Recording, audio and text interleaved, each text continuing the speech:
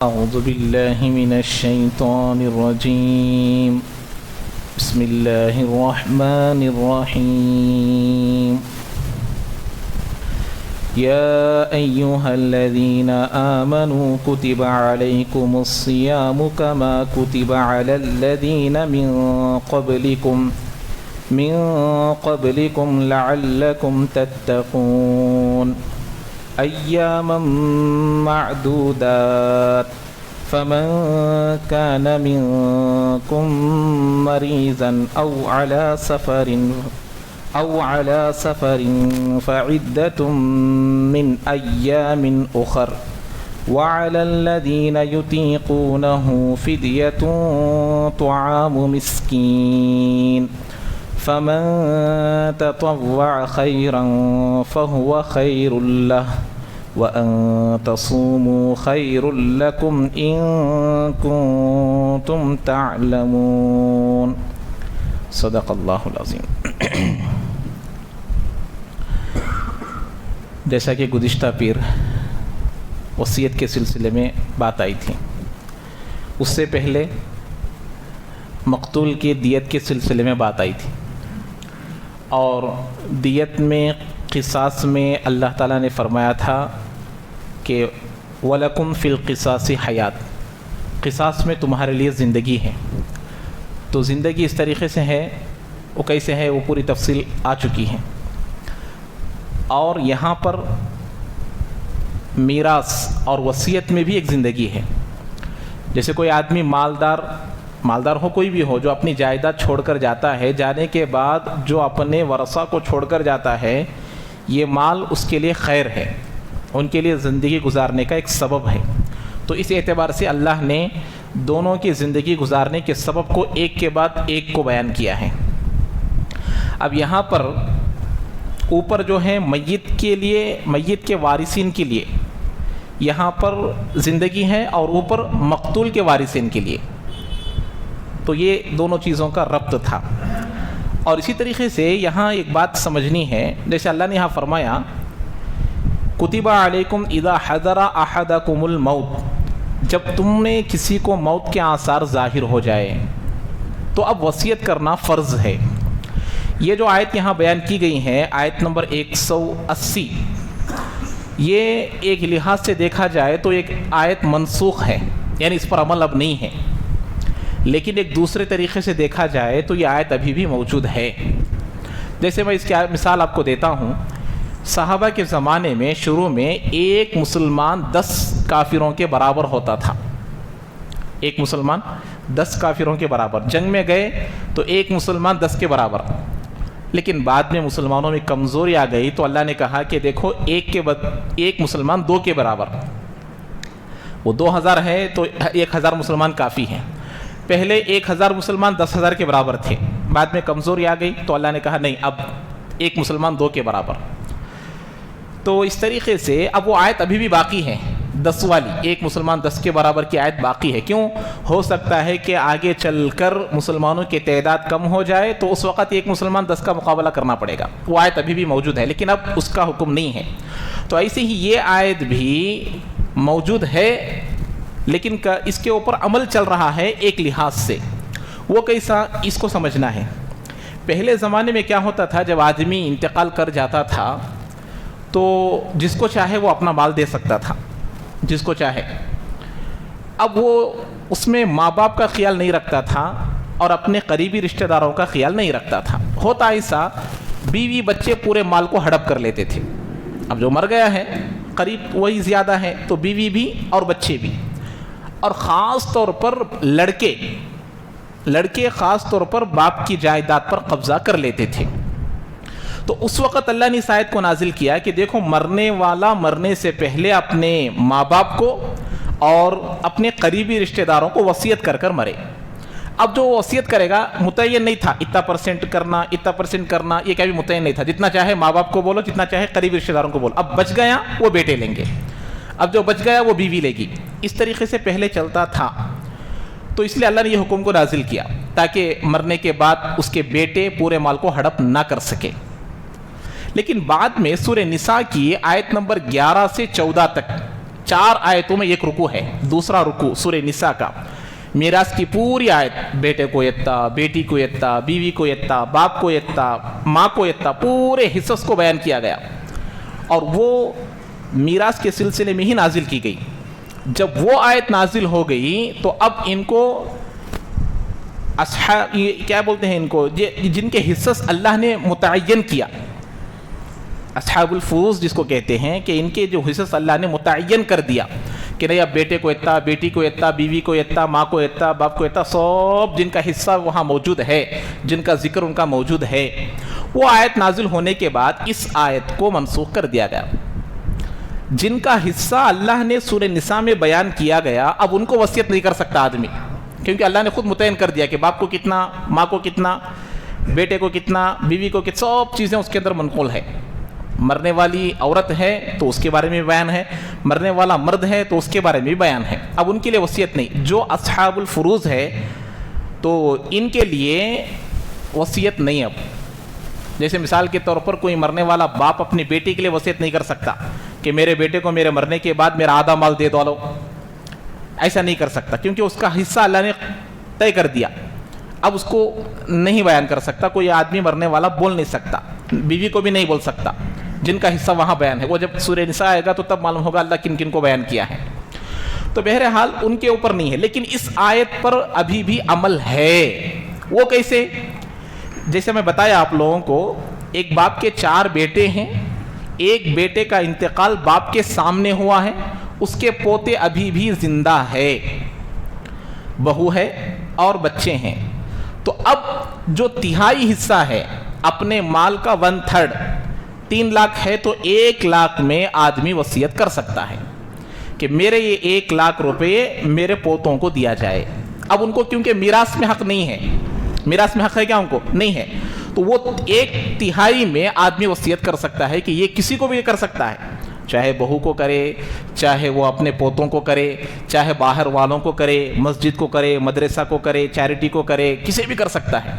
लेकिन ज़्यादातर अपने करीबी रिश्तेदारों को, उन करीबी रिश्तेदारों को करना जिनके हिस्से अल्लाह ने मुतय्यन नहीं किया। जैसे कि पोतों का हिस्सा अल्लाह ने बयान नहीं किया और नवासियों का हिस्सा बयान नहीं किया। बेटी का इंतकाल बाप के सामने हो गया तो नवासी को नहीं मिलता, नवासों को नहीं मिलता। तो अब मरने के वक्त में आदमी बोलकर मरे कि ये 1 लाख रुपए, 9 लाख रुपए छोड़कर मरा तो ये 3 लाख रुपए मेरे नवासों के लिए, मेरे पोतों के लिए, अब उनका हिस्सा उसमें आ गया, बहू के लिए भी आ गया।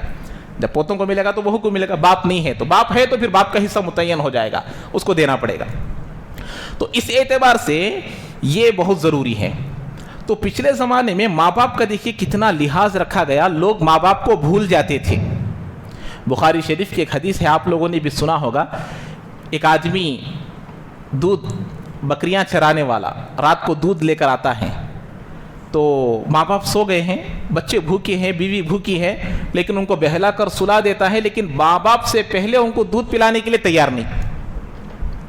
तो अल्लाह को ये अमल बहुत पसंद आया, माँ बाप का इतना बड़ा दर्जा।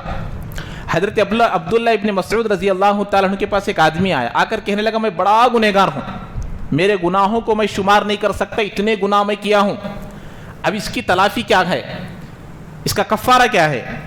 तो हज़रत अब्दुल्लाह इब्न मसऊद रज़ी अल्लाह तआला अन्हु ने पूछा तुम्हारी माँ जिंदा है? तो कहा हाँ है। तो तुम्हारी माँ के साथ हुस्न सुलूक करो, तुम्हारे बड़े बड़े गुनाह माफ़ हो जाएंगे। बड़े बड़े गुनाह भी माँ की खिदमत से माफ़ हो जाते हैं।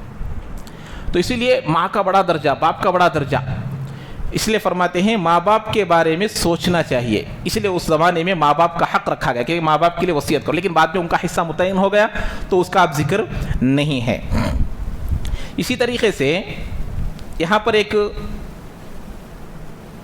बात समझने की है कि जो अस्हाब फुरूज बयान किया ना भी मैं सूरह निसा में जिनका जिक्र आएगा, उनके लिए आदमी वसीयत किया। मिसाल के तौर पर बेटे को एक हिस्सा मिल गया, अल्लाह ने बताया इतना % उसको मिलेगा, फिर भी मरने वाला कहा कि मेरे बेटे को 1/3 के अलावा 1/3 में भी दिया जाए, उसका जितना % अल्लाह ने मुतय्यन किया है। मिसाल के तौर पर 9 लाख में से उसे 1 लाख रुपए आते समझो, और जो 3 लाख रुपए 1/3 है उसमें से भी उसको 1 लाख दिया जाए। किसको बोल रहा है? एक बेटे को या एक बेटी को बोल रहा है। तो ये जायज़ नहीं है। लेकिन कब जायज़ होगा? जो जितने इसके बेटे हैं जो सूरह निसा में बयान किए हैं, अस्हाबुल फुरूज جن کو کہتے ہیں وہ حصے جن کو اللہ نے بیان کیا ہے، جن کو ماں ہے، بیٹا ہے، یہ سب چیزیں، یہ سب لوگ راضی ہو گئے دینے کے لیے، یہ سب لوگ اوکے بول دیے تو اب دے سکتے ہیں، ورنہ دینے کی اجازت نہیں ہے۔ دوسری بات یہ سمجھنے کی ہے، وصیت کرنا واجب نہیں ہے، کیا ہے؟ مستحب ہے۔ وصیت کرنا کیا ہے؟ واجب نہیں ہے، مستحب ہے۔ اسی لیے اللہ کے نبی علیہ السلام نے فرمایا کسی آدمی کے 3 دن سے زیادہ ایسے نہ گزرے کہ اس کی وصیت اس کے جیب میں نہ ہو، اس کی وصیت ہمیشہ جیب میں رہنا چاہیے، یہ اللہ کے نبی علیہ السلام نے فرمایا۔ وصیت واجب ہو جاتی ہے بسا اوقات، کب؟ اس کے اوپر نمازیں قضا ہیں، اس کے روزے قضا ہیں، اس کا قرضہ ہے، اس کے پاس کچھ امانتیں رکھی ہوئی ہیں، تو ہمیشہ لکھ کے اپنے جیب میں رکھ لینا۔ آدمی کب کیسے موت آتی معلوم نہیں، تو ان تمام چیزوں کے بارے میں بیان کیا گیا کہ اس کی وصیت ہمیشہ کہاں رہنا؟ جیب میں رہنا، تیار رہنا، اگر مر بھی جائے وہ چیز لے کر لوگ فیصلہ کر سکے، اس کو بتانا ضروری ہے۔ تو اسی لیے ہمیشہ اس چیز کو، وصیت نامہ کو، فرض نہیں ہے، واجب نہیں ہے، لیکن بعض دفعہ واجب ہو جاتا ہے۔ قرضہ ہے، قرضے کی ادائیگی کی وصیت کر کر مرنا، نمازیں باقی ہیں، نمازیں میرے نمازوں کے بدلے میں فدیہ دیو بول کے مرنا، روزے باقی ہیں، روزوں کا فدیہ دیو بول کے مرنا، امانتیں ہیں، امانتیں دیو بولنا۔ تو اسی لیے بولنے کا وقت ملتا ہے کیا ہر ایک کو؟ حضرت اسرائیل آ کر بولتے کیا میں جو لینے کے لیے آیا ہوں، جو بولنا ہے بولو، نہیں ہے۔ تو اسی لیے کیا کرنا، ہمیشہ ایک ڈائری میں یا کسی بھی جگہ پر لکھ کر رکھ لینا، مرنے کے بعد بھی اگر کسی کو مل جائے تو پورا ہو جانا۔ یہاں پر ایک بات سمجھیے، جب آدمی وصیت کرتا ہے، وصیت کا درجہ کب آتا ہے؟ جب آدمی مر جاتا ہے تو پہلے اس کے جنازے کے لیے، تدفین کے لیے، کفن کے لیے، جنازے میں جو خرچہ آئے گا پہلے اس مال کو نکالا جائے گا، پورے پراپرٹی میں سے پہلے اس کو نکالا جائے گا۔ اب وہ لینے کے بعد دوسرا درجہ قرضے کا آتا ہے، قرضہ ہے تو قرضہ دو۔ آج اللہ معاف کرے قرضہ لے کر لوگ چوروں کی طرح چپ ہو جاتے ہیں، قرضہ لے کر لوگ چوروں کی طرح چپ ہو جاتے ہیں، حالانکہ شریعت میں یہ تعلیم دی گئی، قرضہ لینے والا بولے لوگوں کے پاس کہ بھائی میں فلاں عبدالستار صاحب کے پاس 1 لاکھ روپے لیا ہوں، فلاں صاحب کے پاس میں 50,000 روپے لیا ہوں، لیکن آج معاملہ الٹا ہو گیا، دینے والا بولنے کو پھرتا، بھائی میں اسے 1 لاکھ روپے دیا ہوں، میں اسے 50,000 دیا ہوں، میں اسے 60,000 روپے دیا ہوں۔ اس سے کیا ہوا؟ شریعت کا حکم بدل گیا۔ حکم کیا ہوگا؟ لینے والا بولنا، تاکہ مر بھی جائے تو کوئی دوسرا ادا کر سکے۔ اللہ کے نبی علیہ السلام جس پر قرضہ ہوتا تھا جنازے کی نماز نہیں پڑھاتے تھے، چلے جاتے تھے، کوئی دوسرے پڑھاؤ۔ قرضہ اتنا بڑا ادا نہ کرنا بہت بڑا گناہ ہے۔ ایک صحابی اللہ کے نبی علیہ السلام کے پاس کہنے لگے، ارأیت ان قتلت فی سبیل اللہ اتکفر خطایا۔ اللہ کے نبی سے فرمایا، اللہ کے نبی میں میری پوری جان کو اللہ کے راستے میں فنا کر دوں، شہید ہو جاؤں تو کیا میرے پورے گناہ معاف ہو جائیں گے؟ اللہ کے نبی نے کہا نعم وانت، اللہ کے نبی علیہ السلام فرماتے ہیں تمہارے پورے گناہ معاف ہو جائیں گے، لیکن کب؟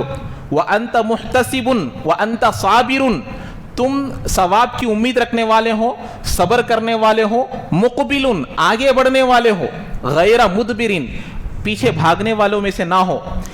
یہ تمام چیزیں ہو تو پورے گناہ معاف ہو جائیں گے، الا الدین، لیکن قرضہ معاف نہیں ہوگا۔ شہید جو اپنی پوری جان کو اللہ کے راستے میں قربان کر رہا ہے، ایسے شہید کی بھی کیا معاف نہیں ہوگا؟ قرضہ معاف نہیں ہوگا۔ تو اللہ کے نبی نے کہا اس بات سے بچنے کے لیے حدیثوں کی روشنی میں یہ باتیں بیان کی گئی ہے کہ دیکھو قرضہ لینے والا بولنا یہ کوئی گناہ کے لیے تو نہیں لیا آدمی، قرضہ لینا اور دینا دونوں عبادتیں ہیں۔ اچھی نیت سے لینا، اچھی نیت سے دینا عبادت ہے۔ جب تک وہ آدمی اس کا پیسہ اس کو ساتھ دیتا رہے گا، یہ نمازیں پڑھ رہا ہے، یہ روزے رکھ رہا ہے، یہ ثواب اس کو ملے گا کیونکہ عبادت ہے۔ لیکن دینے والا بھی سود کے ارادے سے دے رہا ہے، لینے والا بھی ڈبانے کی ارادے سے لے رہا ہے، تو دونوں گناہ کر رہے ہیں۔ لے ہی رہا ہے نہ دینے کے ارادے سے، لے ہی رہا ہے ڈبانے کے ارادے سے۔ قرضہ لینے والے آج ایسا جملہ بولتے ہیں، ان کو سب بھی تڑپانا، بولے صاحب لیا ہوا آدمی بول رہا ہے، ان کو سب بھی تڑپانا۔ کیا تڑپانا؟ جو بغیر سود کے دیا ہے، سود کا کوئی مطالبہ نہیں ہے، ساتھ دین دے بول کے دیا ہے، لیکن تڑپانا بولتا ہے۔ کتنا بڑا گناہ ہے! تو اسی لیے قرضہ لینا دینا، اس لیے فرماتے ہیں مرنے سے پہلے قرضے کی وصیت کر کر مرنا کہ بھئی دیکھو میرا یہ قرضہ ہے ادا کر دو. یہ بہت ضروری ہے. قرضے کے سلسلے میں آج بہت بے توجہی برتی جا رہی ہے. تو قرضہ لینا اچھی چیز ہے اور دینا بھی اچھی چیز ہے، لیکن دینے والا بغیر نفع کے، دل میں بھی ارادہ نہیں آنا دیتے اس ٹائم کہ آپ تو بھی 2000 بڑا دیتا کیا، کی یہ نیت آنا بھی حرام ہے.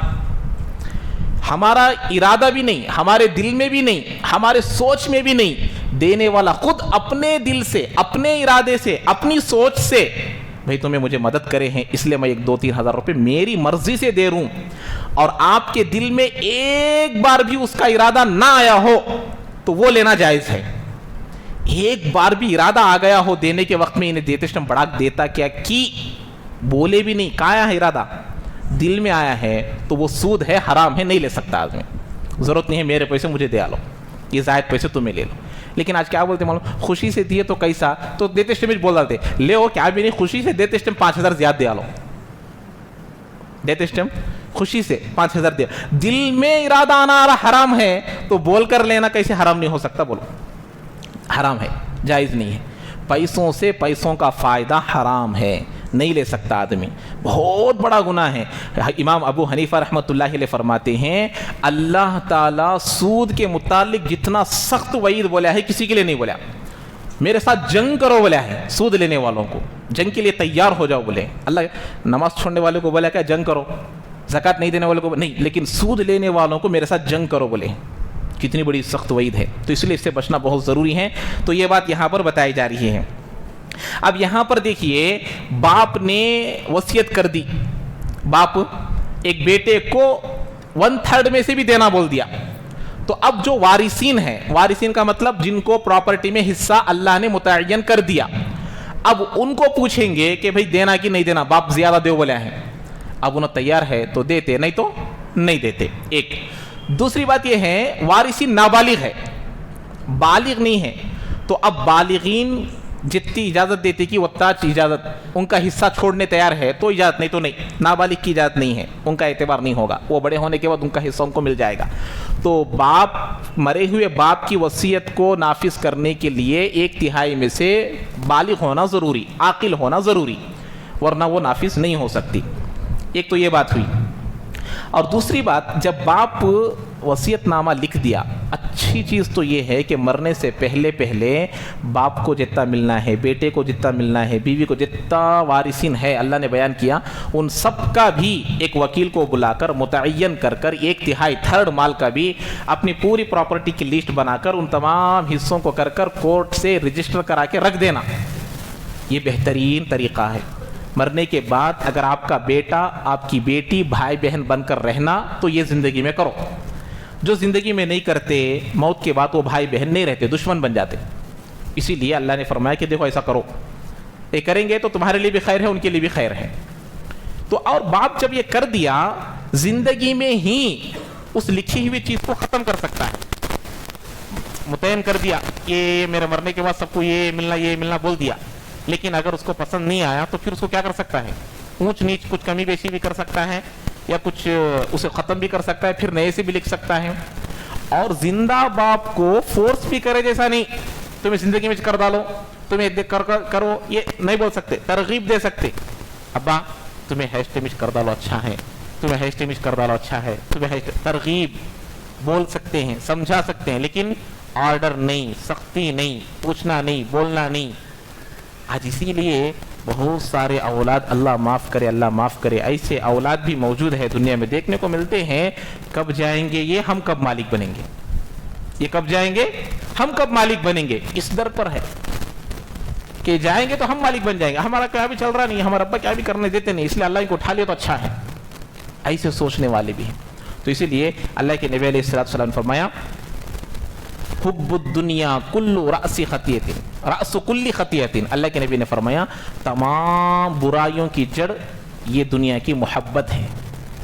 اب یہ ماں باپ کے بارے میں ایسا خیال آنا کس کی وجہ سے آ رہا ہے؟ دنیا کی محبت کی وجہ سے، مال کی محبت کی وجہ سے. خود اس کو نہیں معلوم کہ ماں باپ سے پہلے یہ جانے والا ہے. بعض لوگ ہے کہ نہیں، باپ کے سامنے بیٹے جاتے ہیں، پوترے جاتے ہیں، تو یہ سوچ رہا ہے کہ باپ جائے گا تو میں مالک بن جاؤں گا. ایسا کرتا ہے اللہ کہ اس سے پہلے اللہ اسی کو لے لیتے. تو اس سے بچنا بہت ضروری ہے. یہ باتیں یہاں پر پورے طور پر بتائی جا رہی ہے. اب یہاں پر ایک بات اچھی طریقے سے سمجھ لینے کی ہے کہ لڑکیوں کے لیے پچھلے زمانے میں لڑکیوں کے لیے تو کوئی حصہ ہی نہیں ہوتا تھا, ان کے لیے پراپرٹی میں حصہ ہی نہیں ہوتا تھا جاہلیت کے زمانے میں. آج یہی جہالت ہمارے مسلمانوں میں آ گئی ہے کہ لڑکی کے لیے کوئی حصہ نہیں ہے.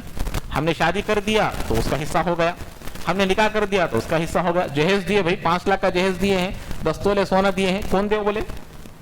کئی کو ایسا داماد لے کر آئے جو 5 تولے 10 تولے سونا پوچھتا ہے, کئی کو ایسا داماد ڈھونڈے جو کار پوچھتا ہے, گاڑی پوچھتا ہے, قرضہ لے کر اس کو دے دیتے ہیں.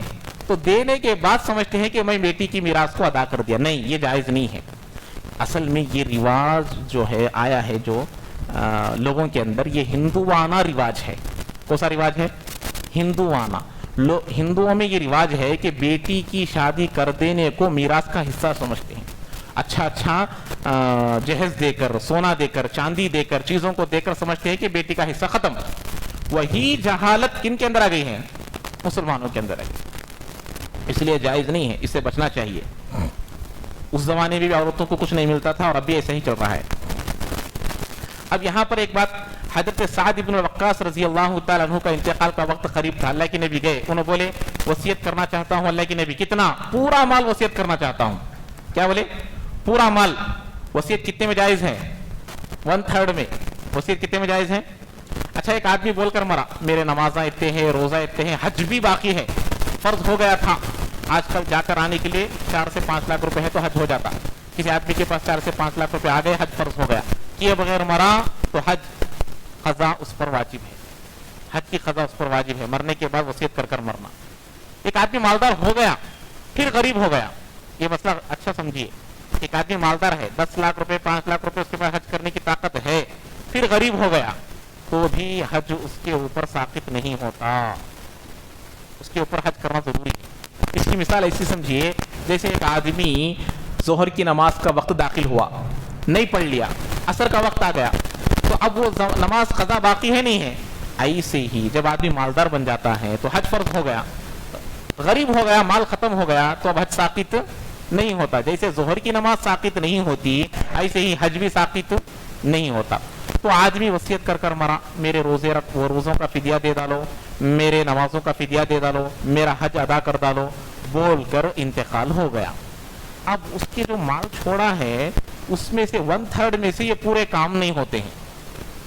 تو اب اس کے پاس سے وارثین کے مال میں سے مال لے کر یہ کام نہیں کیا جائے گا. 1/3 میں ہوتا تو کریں گے, نہیں تو نہیں کریں گے. تو معلوم ہوا آدمی جتنے پیسے جمع کرنے کے لیے اپنی پوری زندگی لگایا وہی مال موت کے بعد اسے ساتھ نہیں دے رہا.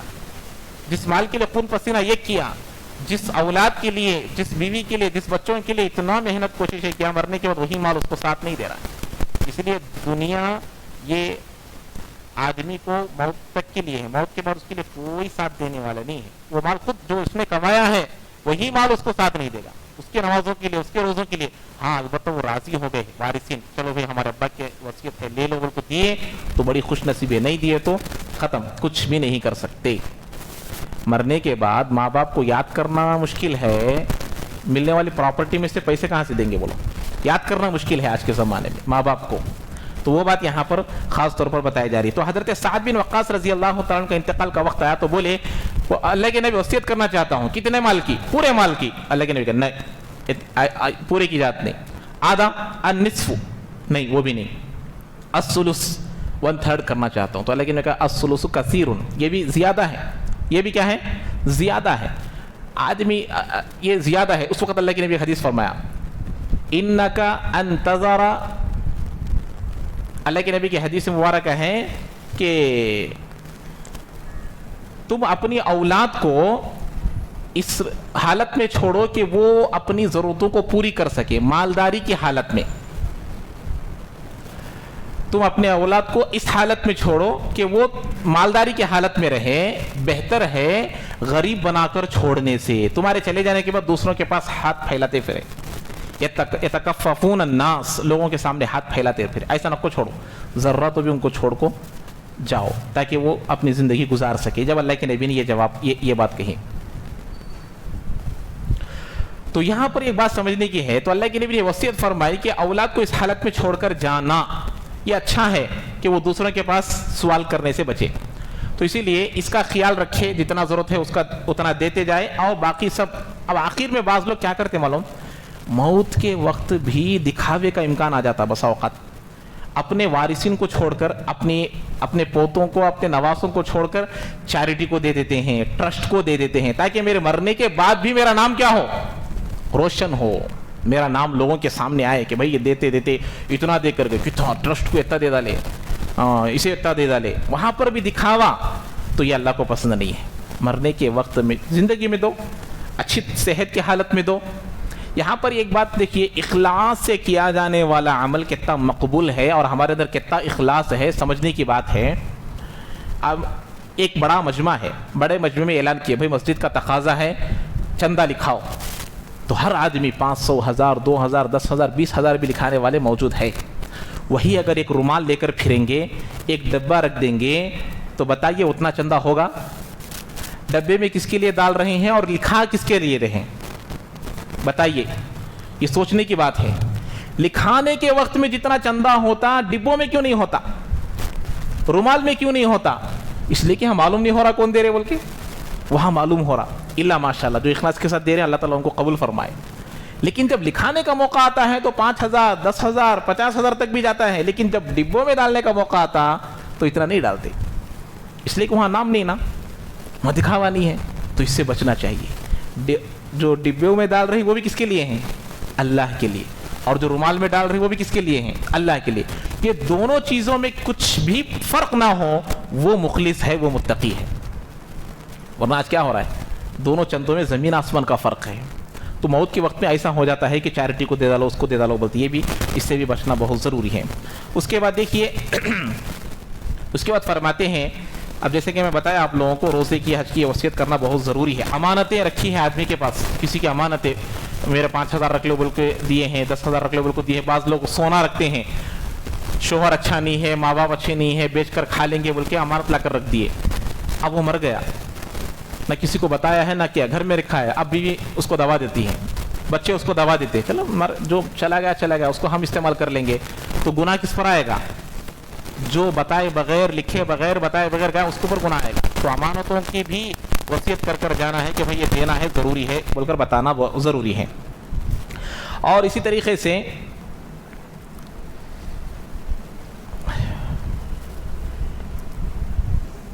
یہاں پر آخر میں ایک بات بتائی گئی تھی، فمن خاف من موص جنفا او اثما فاصلح بینہم. جو کوئی مرنے کے وقت میں اگر وصیت کرنے میں اونچ نیچ کر بڑا فرق کر دیا، تو وہ لوگ جو موت کے وقت حاضر تھے اس میں کچھ کمی بیشی کر دیے، یا اپنے وارثین، ان کے وارثین کو بٹھا کر، دیکھو تمہارے باپ غلط کام صحیح کر گئے، اور سننے والے اس میں اونچ نیچ کر دیے تو گنہگار ہوں گے. باپ برابر کر گیا تھا، لیکن موت کے وقت سننے والوں نے اس کو صحیح سن کر پیش کرتے اس ٹائم کیا کر دیے، چینج کر دیے، تحریف کر دیے، تو گنہگار ہوں گے وہ لوگ. مرنے والے کے لیے کوئی گناہ نہیں، لیکن مرنے والا اونچ نیچ کر گیا، بہت ڈیفرنٹ کر چلا گیا، تو اب ان کے لیے حق ہے جو مرنے کے وقت سامنے تھے، پہلے دیکھنا وارثین ماننے کے موڈ میں ہے نہیں ہے. اگر وہ لوگ ماننے کے موڈ میں نہیں ہے، سننے کے موڈ میں نہیں ہے، تو انہوں خود کیا کر ڈالنا، شریعت کے موافق سیٹ کر دے ڈالنا. مانتے بولے تو بٹھا کر سمجھانا، دیکھو تمہارے ابا غلط کام کرے ہیں، تمہیں صحیح کر لو، تو کوئی گناہ نہیں. اس کو کیا بولتے ہیں؟ الصلح. یہی بتاتے ہیں اللہ تبارک و تعالی، فاصلح بینہم فلا اثم علیہ. اس کے اوپر کوئی گناہ نہیں. صلح کہتے ہیں جوڑنے کو، دو فریق کے درمیان جھگڑا ہو رہا تو ان کو جوڑنا، ان کو برابری کرنا، ملا دینا، اس کی بڑی اہمیت ہے شریعت میں. اسی لیے ایسے جگہوں میں جھوٹ کی بھی اجازت دی گئی ہے. کس کی اجازت دی گئی ہے؟ جھوٹ کی بھی اجازت دی گئی ہے. دو آدمیوں میں نفرت ہے، اب ان کے دونوں میں صلح کرنے کے لیے ایک آدمی اس کے پاس گیا پہلے، بھائی انہیں بولتا بھائی کل ہمارے لڑائی ہو گئے، ایسا ہوا ویسا، انہیں ایسا بولا میں ایسا بولا، ہو کیا؟ اب بیچ میں اس کے پاس جا کو آیا، بڑا افسوس کرتا ہے انہیں، کہیں کو تو تم نے ایسا ساتھ کرا ہے کہ بول کو بڑا افسوس کرتا ہے، درد ہوتا ہے اس کے دل میں، حالانکہ گالیاں دے کر بھیجا ہے. اب اس کے پاس آ کر ایسا بولا، اب اس کا دل کیا ہو جاتا؟ نرم ہو جاتا. اب پھر اس کے پاس آیا، بھائی انہیں بھی بڑا افسوس کرتا ہے، بھائی کئی کو تو لڑائیں کرے کہ بول کو. اب دونوں کے دل کیا ہو گئے؟ نرم ہو گئے, دوسرے دن مسجد کو آئے تو سلام کرتے. تو یہ لیس الکذاب الذی یصلح بین الناس, لوگوں کے درمیان صلح کرنے والا جھوٹا نہیں, جھوٹ بولے گا تو بھی جھوٹا نہیں. وَيَقُولُ خَيْرًا فَيَنْمِي خَيْرًا, وہ خیر ہی بول رہا ہے اور خیر کو ہی پھیلا رہا ہے. ایک یہ دو لوگوں کے درمیان, دو جماعتوں کے درمیان, دو کمیونٹی کے درمیان جھوٹ بول کر ان کو ملا سکتے ہیں. دوسرا ہے میاں بیوی, شوہر اپنی بیوی کے سامنے جھوٹ بول سکتا ہے. کیسے کاموں میں؟ اس کا دل خوش کرنے کے لیے, جائز کاموں میں, اچھے کاموں میں. آپ کو ایک چیز لا کر دیے, اب وہ چیز تمہیں پوچھنا پہلے یہ کتنا بولو جی بول کو, تمہیں لائے ہیں 100 روپے کی, اب وہ بیوی بول دی 300 کریں گا, اسے خوش ہو گیا وہ دیکھ کر. اب 100 بولے تو ان کو کم دکھتا, اب انہوں نے خود پہلے کیا بول ڈالے, 300 بول ڈالے. تو ہاں جی 300 کا جی کر دو, خوش آ رہے میرے شوہر 300 کی چیز لے کر آئے, 1 تولے کی انگوٹھی لے کر آئے, یہ 2 تولے کی رہنگی جی ہے کہ تو ہاؤ جی 2 تولے کی کر دو. تو بیوی کا دل خوش کرنے کے لیے. ایسے ہی میاں بیوی میں انبن ہوتی ہے تو بسا اوقات جھوٹ بول کر اس کے دل کو راضی کر سکتے ہیں.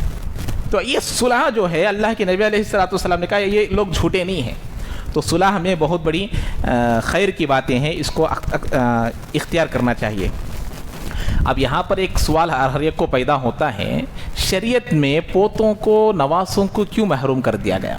یہ سوال ہر ایک کے اندر, اچھے پڑھے لکھوں کے اندر, دنیاوی پڑھی ایڈوکیٹ ہو جاتے ہیں, ڈاکٹر ہو جاتے ہیں, سائنس میں زیادہ پڑھے لکھے ہوتے ہیں, دنیاوی پڑھی اچھے ڈگریاں حاصل کر لیتے, لیکن شریعت نے کیوں ایسا کیا یہ آج تک مجھے سمجھ میں نہیں آیا.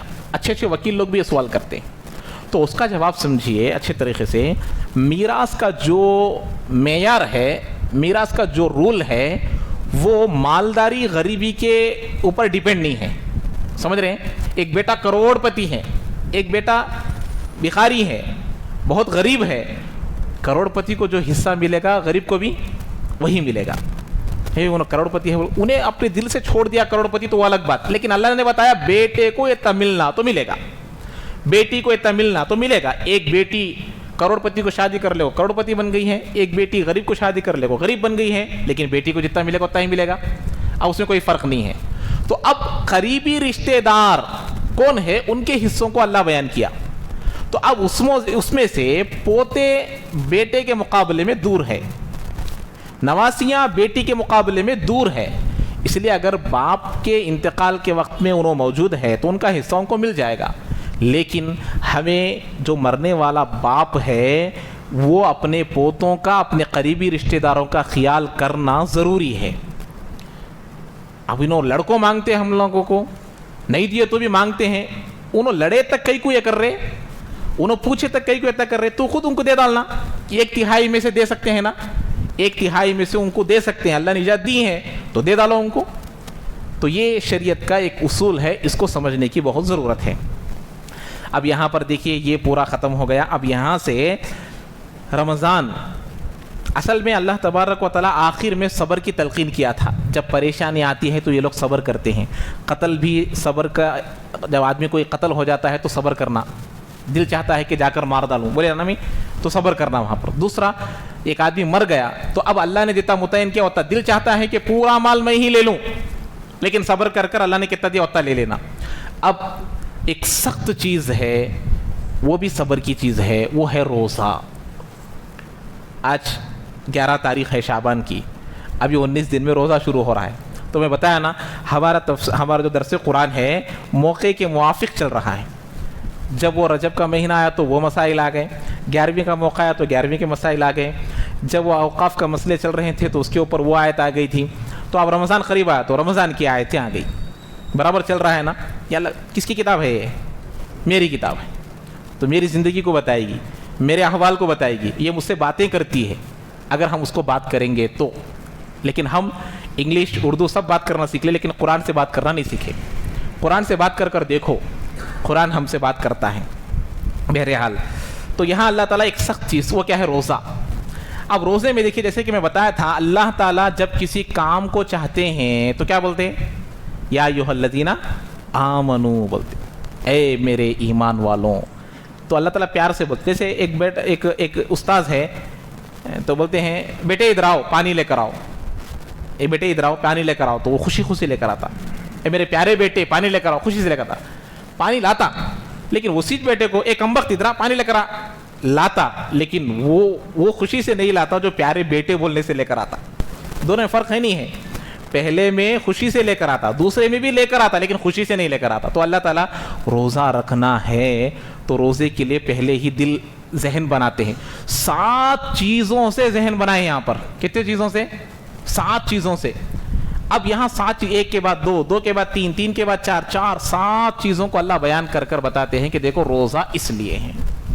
روزے کے لیے ذہن سازی بولتے ہیں اس کو. کیا بولتے ہیں؟ ترغیب دینا. اب وہ یہاں پر بیان کیا جا رہا. اچھا, ایک فارمولے کو سمجھیے. انسان میں 2 چیزیں ایسی ہیں جس سے آدمی اکثر جہنم میں جاتے ہیں. کتنے چیزیں؟ 2 چیزیں. ایک ہے شہوت, دوسرا ہے غصہ. کون سا غصہ؟ غصہ اور شہوت, یہ 2 چیزیں. یہ 2 چیزوں کو غذا ملتی ہے باہر سے. ایک اندر ہے, ایک باہر ہے. نفس اور شیطان. نفس اور شیطان کی غذا شہوت اور غصہ ہے. ان کو کھانا کیا ہے؟ ہمارا کھانا کیا ہے؟ کھانا ہے, روٹی ہے, بریانی ہے, گوشت ہے. لیکن نفس اور شیطان کی غذا کیا ہے؟ شہوت اور غصہ. یہ 2 چیزیں سے ان کو کیا ملتی ہے؟ طاقت ملتی ہے. اس سے آدمی کیا کرتا سمجھ میں نہیں آتا. اور ان کو غذا ملتی ہے ان 2 چیزوں سے. اسی لیے بعض کتابوں میں لکھا ہے نفس اور شیطان دونوں جڑوا بھائی ہیں. کتابوں میں لکھا ہے نفس اور شیطان کیا ہے؟ نفس اندر رہتا, شیطان باہر رہتا. لیکن اللہ کا بڑا رحم کرم ہے, اللہ نے اس کے مقابلے میں ایک چیز بنائی, روح اور فرشتے. کیا ہے؟ روح. نفس کے مقابلے میں روح, شیطان کے مقابلے میں فرشتے. ان کی غذا کیا؟ ان کی غذا ہے روزہ اور عبادتیں. روزہ اور عبادتیں. جب یہ غالب آ جاتا تو نفس کمزور پڑ جاتا. جب یہ غالب آ جاتا تو شیطان کمزور پڑ جاتا. اسی لیے رمضان میں شیطان کو کیا کر دیتے؟ قید کر دیتے. شیطان کا نہیں چلتا. اچھے لوگ نماز کو آتے, اچھے لوگ روزہ رکھتے. تو روح اور فرشتوں کی غذا ہے روزہ اور اللہ کی عبادتیں, اللہ کی فرما برداری. تو ہمارا نفس اتنا موٹا ہو گیا, اتنا موٹا ہو گیا, اتنا موٹا ہو گیا کہ خود آدمی چاہتے ہوئے بھی اس کو کنٹرول نہیں کر سکتا, غصہ آنے پر بھی, شہوت آنے پر بھی. تو یہ روزہ ان چیزوں کو روکتا ہے. اسی لیے اللہ کے نبی علیہ الصلوۃ والسلام نے ایک مرتبہ نوجوان صحابہ سے فرمایا, یا ایھا الشباب. شباب کہتے ہیں نوجوانوں کی جماعت کو. اب یہاں جتنے بھی جماعت ہے پورے نوجوانوں کی ہے کیا؟ اس میں آفٹر کیا بولتے ہیں, اباؤٹ 50 بھی ہے, 60 بھی ہے, 70 بھی ہے. تو ان کو شباب نہیں بول سکتے. شباب کس کو بولتے ہیں؟ جو شادی کے عمر کے ہو, ایک ہی لیول کے ہو. اللہ کے نبی نے ان سے کہا ایک مرتبہ, یا ایھا الشباب, اے نوجوانوں کی جماعت. اس میں ایک بھی بوڑھا نہیں تھا, سب نوجوان. اللہ کے نبی نے کہا, یا ایھا الشباب من استطاع منکم الباءۃ فلیتزوج. تم میں سے جس کو نکاح کی طاقت ہے وہ نکاح کرے. اللہ کے نبی نے عورتوں سے نہیں کہا کہ تم میں جس کو طاقت ہے وہ نکاح کرو. بولے ہیں کیا؟ آج ہمارا الٹا ہے معاملہ. لڑکی کی شادی ہے, لڑکی کی شادی ہے, لڑکی کی شادی ہے, مسجدوں میں اعلان, مدرسوں میں اعلان, باہر اعلان. جتنے بھی عورتیں مانگنے آتے کیا بولتے ہیں؟ بیٹے کا نکاح ہے دو. بولتے کیا بولتے ہیں؟ بیٹی کا نکاح ہے دو, بیٹی کا نکاح ہے دو, بیٹی کا نکاح ہے دو. مہر کس کے ذمے؟ مہر کس کے ذمے؟ ارے بولو بھائی, کوئی دیے نہیں مہر. مہر کس کے ذمے ہے؟ لڑکے کے ذمے. اور ولیمہ کس کے ذمے ہے؟ لڑکے کے ذمے. بیوی کو کپڑے کون لانا؟ شوہر لانا. سب ذمہ داری کس کے اوپر ہے؟ شوہر کے اوپر ہے. نفقہ اس کے اوپر, کھانا اس کے اوپر, پینا سب اس کے اوپر. اس لیے اللہ کے نبی نے کہا جس کو شادی کرنے کی طاقت ہے, نکاح کرنے وہ نکاح کرے. اس کے بعد کا جملہ وہاں نہیں ہے, ہمیں بڑھا لینا. اے نوجوانوں, اے بیوقوفوں, اے نادانوں, جس کے اندر شادی کی طاقت نہیں ہے وہ شادی کر کر لڑکیوں کی زندگیوں کو برباد نہ کرو. آج جتنے نکاحیں برباد ہو رہے ہیں, طلاق کے, خلا کے, یہ سوسائڈ کے اور خودکشی کرنے کی, یہ سب چیزیں نکاح پر طاقت نہ رکھنے کے باوجود نکاح کرنے کی وجہ سے. اسی وجہ سے تمام چیزیں پیش آ رہی ہیں. اللہ کے نبی نے کہا کہ دیکھو طاقت ہے تو کرو, نہیں ہے تو کیا کرنا. آگے اللہ کے نبی نے فرمایا فَإِن لَمْ يَسْتَطِعْ فَعَلَيْهِ بِالصَّوْمِ. اگر تمہارے اندر ایک عورت کو سنبھالنے کی طاقت نہیں ہے نکاح کر کر, تو مسلسل روزے رکھو. 1-2 روزوں سے کیا بھی نہیں ہوتا, مسلسل روزوں پر روزہ, روزوں پر روزہ, روزوں پر روزہ رکھو تو تمہارے اندر جو شہوت جو سیکشل فیلنگز آئے گی وہ کیا ہو جائے گی؟ دب جائے گی، ورنہ پھر گناہ ہوگا. تو اللہ کی نبی نے یہ بتایا ہے. تو اسی لیے آج ہمارا معاملہ الٹا ہو گیا، اب پوری ذمہ داریاں لڑکی کے اوپر، اسی لیے نکاح مہنگے ہو گئے، نکاح مشکل ہو گیا، نکاح پریشانی کا سبب ہو گیا. بیٹی پیدا ہوتے ہی ابو جمع کرو، مال جمع کرو، سونا جمع کرو، پیدا ہوتے ہی سونا جمع کرتے ہیں، 10 تولے 20 تولے 30 تولے، آدھا کلو 1 کلو نکاحوں میں دے رہے ہیں. تو اس لیے بیٹی کے پیدا ہونے کو منحوس سمجھا جا رہا ہے، حالانکہ بیٹی اللہ کی رحمت ہے.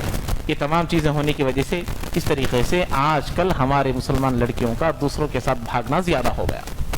اسی وجہ سے نکاح مشکل ہوگا. نکاح آسان چیز ہے، اس کو مشکل کہتے ہیں. جہاں نکاح آسان وہاں زنا مشکل ہوگا، جہاں نکاح مشکل ہوگا زنا آسان ہو جائے گا. آج زنا آسان ہے نہیں ہے، کسی کو مشکل نہیں، جب چاہے جیسے چاہے جہاں چاہے جیسے کہو بھی کر سکتے ہیں.